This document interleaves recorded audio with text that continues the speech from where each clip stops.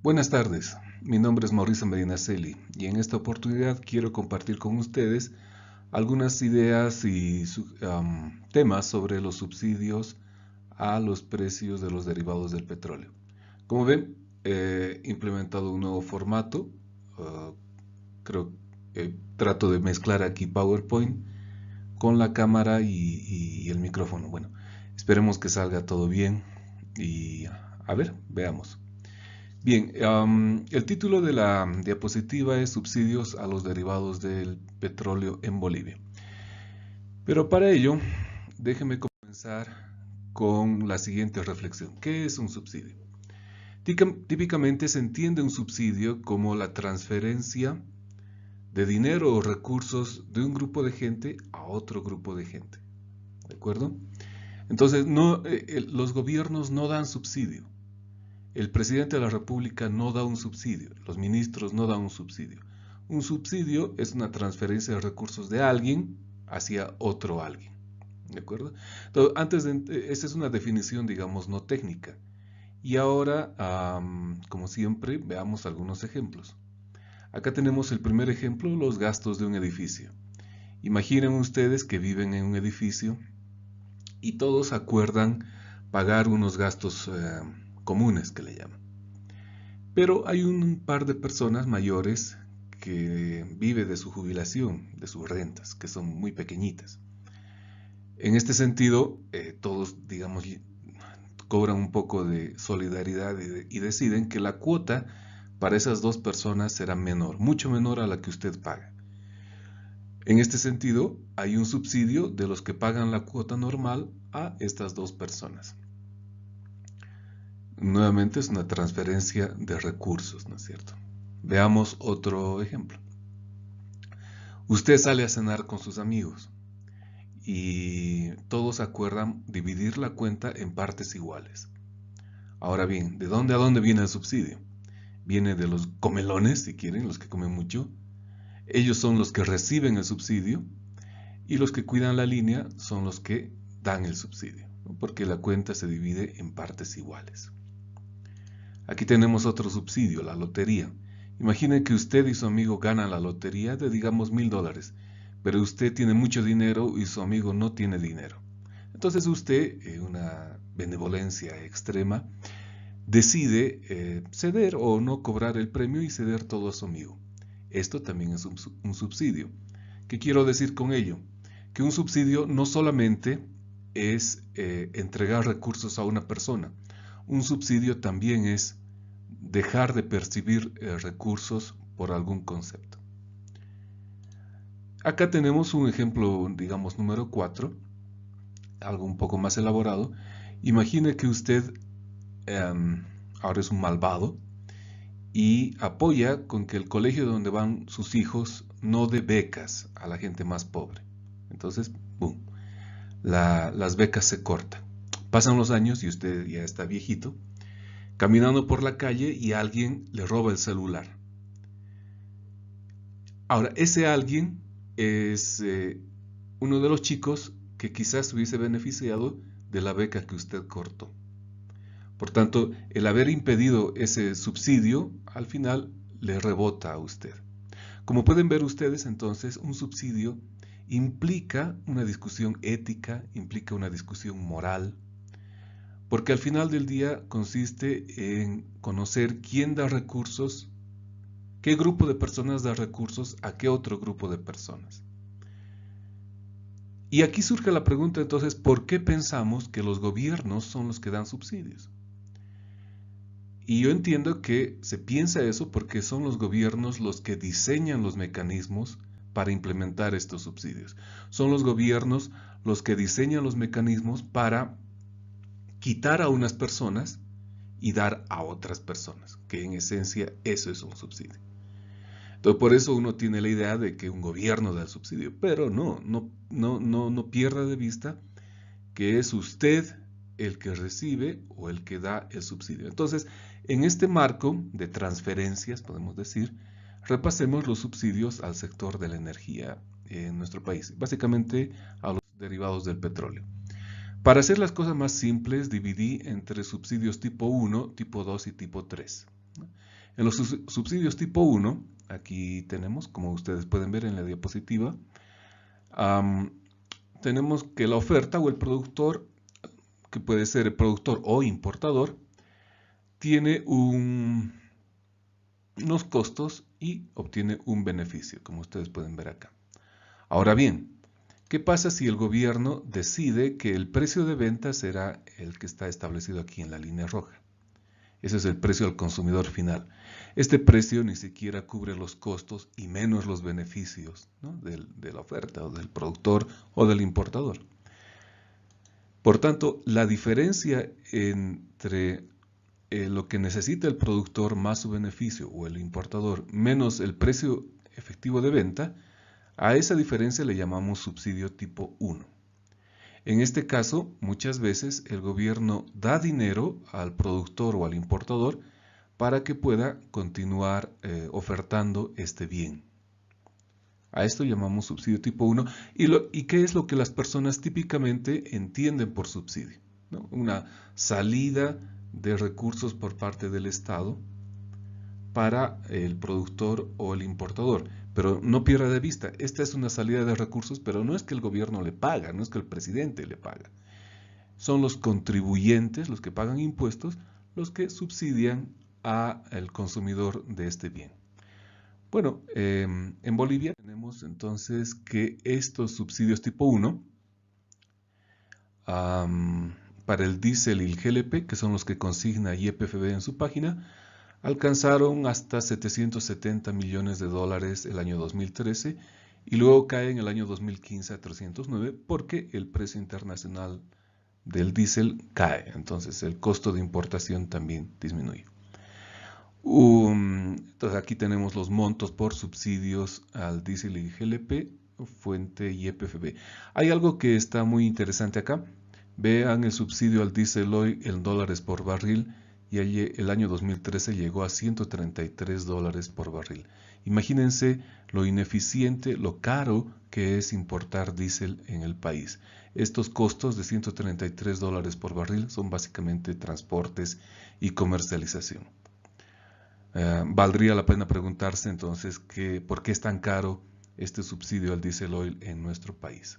Bueno, ahora tenemos ¿cuál sería el subsidio tipo 1? ¿Cuál sería el precio, digamos, sin subsidio, que sería la línea azul? El precio con subsidio, en la línea naranja, y el precio en los Estados Unidos del diésel oil. Como pueden ver, este sería la magnitud de este subsidio cuando los precios internacionales del petróleo eran altos. Pero ya para el año 2015 el subsidio baja y note muy interesante, el subsidio al diésel oil, el precio del diésel oil en Bolivia es mayor al precio del diésel oil en Estados Unidos, ¿no? Y el precio sin subsidio sería 6.13. Bueno, básicamente, ¿qué quiere decir esto? Que los costos de importación y de transporte de diésel en nuestro país son tremendamente altos. Bueno, aquí tenemos el subsidio tipo 2.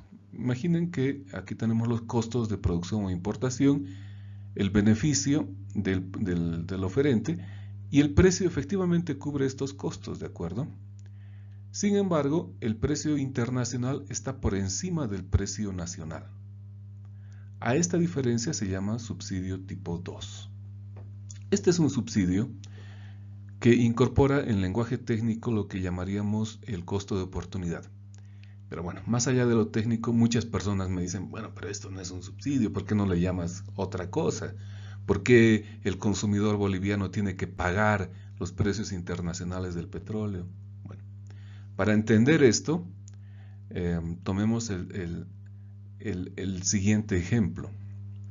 El precio del petróleo en nuestro país está en 25 dólares el barril y el precio internacional está en 50 dólares el barril. Entonces le pregunto a usted, que recibe regalías por impuestos a los hidrocarburos, le pregunto a usted, que recibe parte del IDH, ¿a qué precio le gustaría recibir las regalías y el IDH? ¿A 25 dólares el barril o a $50 el barril, ¿no? Entonces, la diferencia es justamente el subsidio. Dicho de otra forma, muchos productores de petróleo, muchas personas que reciben las regalías por la producción de petróleo, muchas personas que reciben su coparticipación por el IDH, preferirían exportar el petróleo que venderlo al mercado interno. ¿Por qué? Porque al exportarlo, el precio de exportación es mayor al precio en mercado interno y por tanto su regalía sería mucho más alta. Entonces a esa pérdida le llamamos subsidio. Lo mismo pasa naturalmente con las empresas productoras de petróleo. Entonces, en nuestro país el subsidio tipo 2 alcanzó el año 2013, fíjense, casi 1.200 millones de barriles. Pero ¿cómo puedo aterrizar esto en algo que sea entendible en Bolivia, en nuestro país? Veamos la siguiente gráfica, la siguiente tabla. Miren, vamos a ver, déjenme ver si con esto puedo... Aquí, esta. El año 2011. Si el petróleo se hubiese vendido al precio internacional sin subsidio, las regalías a los departamentos productores hubiesen sido 100 millones de dólares, la regalía a Benipando 10 millones de dólares adicionales, la participación para YPFB casi 60 millones de dólares adicionales, los que reciben el IDH hubiesen tenido 320 millones de dólares adicionales y en total el país hubiese recibido 500 millones de dólares adicionales. Entonces esto nos plantea un desafío, una pregunta muy interesante. Usted como boliviano o como cualquier persona que vive en otro país que enfrente este problema, ¿qué prefiere? ¿Gasolina y diésel barata y subsidiada? ¿O gasolina y diésel a precios internacionales, pero usted por otra parte recibe impuestos o regalías a esos precios elevados? Entonces, este es un desafío muy interesante porque fíjense, aquí no se nota, pero al menos el IDH, si desde 2007 se hubiesen aplicado los precios internacionales para regalías e IDH, es decir, eliminar el subsidio tipo 2, el total recibido por IDH hubiese sido 2.500 millones de dólares adicionales. Entonces, aquí está más claro por qué es un subsidio, ¿no es cierto? Porque si bien el precio es bajo, pero por otro lado, los que producen y los que reciben regalías del petróleo y del gas natural también no ganan lo que quisieran, porque el costo de oportunidad es la exportación.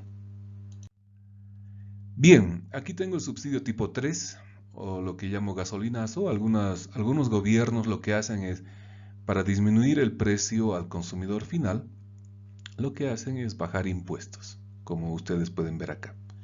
Entonces la diferencia en el impuesto más bajo es lo que se llama subsidio tipo 3. Dicho de otra forma, en Bolivia hubo un gasolinazo el año 2010. Si el gobierno hubiese mantenido ese precio de la gasolina a los niveles altos, si el gobierno hubiese mantenido los precios de la gasolina y del diésel elevados como resultado del gasolinazo del 2010, estos serían los montos que hubiese recaudado cada año, ¿no? Pero como al final retrocedió en la medida, este es el dinero que el gobierno perdió, o el Estado perdió. Aquí, ¿cómo se ve la transferencia de recursos? Va de esta línea. Si el gasolinazo hubiese seguido, entonces una gasolina más alta implicaba mayores impuestos. Mayores impuestos significa mayor recaudación para el gobierno. Mayor recaudación para el gobierno implica que el gobierno puede gastar en otras personas. Entonces la transferencia de recursos con este subsidio es de las personas que dejan de recibir los recursos adicionales por este impuesto a las personas que consumen diésel, porque las personas que consumen diésel tienen un diésel y gasolina más barato. La pregunta es, ¿a quién le quiere favorecer usted? al consumidor de gasolina y diésel o a las personas que reciben ingresos por parte del gobierno a través de los impuestos y gastos fiscales. Bien, entonces, bueno, hay mucha discusión acá, pero este es un subsidio tipo 3. Como podemos ver, hay subsidio tipo 1, tipo 2 y tipo 3, y por tanto, la discusión exige tener cierta precisión de conceptos para entender mejor qué es lo que está sucediendo. Bueno, entonces, como reflexiones, ¿no? ¿Se pueden agregar los subsidios tipo 2 y tipo 3? No creo. No creo que usted pueda tener precios internacionales, precios de la gasolina y de diésel a nivel internacional y además subir impuestos. Estaríamos hablando de una gasolina o diésel entre 10 y 15 bolivianos. Entonces yo creo que es o tipo 2 o tipo 3. ¿Qué prefiere la gente como segunda reflexión? ¿Qué prefiere la gente? ¿La gente prefiere precios subsidiados o prefiere más impuestos? ¿No? ¿Cuáles subsidios se deben eliminar? Desde mi punto de vista se debe eliminar el subsidio tipo 2. ¿De acuerdo? ¿Por qué? Porque así se favorece también a la exploración de petróleo. Y aquí toca un tema muy interesante. ¿Sabe qué? Usted puede estar a favor de los subsidios, pero mientras siga subsidiado el petróleo en el país, la exploración de petróleo cae y cae y cae como pasó los últimos años. En el futuro no va a haber ninguna producción doméstica, si seguimos en esta línea, que subsidiar. Entonces, a la mala, tendremos que importar gasolina o diésel. Entonces, una parte de la eliminación de subsidios es fomentar la producción de petróleo en el mercado interno. Pues de eso me lleva a si los subsidios son sostenibles o no. Aquí entra el medio ambiente, una discusión muy interesante que lanzo a mis alumnos. Si algo daña el medio ambiente son los subsidios a la gasolina y al diésel, porque una gasolina barata, un diésel barato, genera unos niveles de contaminación muy altos porque la gente utiliza más gasolina y diésel y promueve, digamos, la compra de automóviles, la construcción de carreteras que contaminan el medio ambiente. Entonces, ¿qué prefiere usted? ¿Precios de la energía bajos y contaminar el medio ambiente o precios de la energía altos y ayudar al medio ambiente? Ahí se lo dejo una pregunta. ¿Tengo esperanza? No.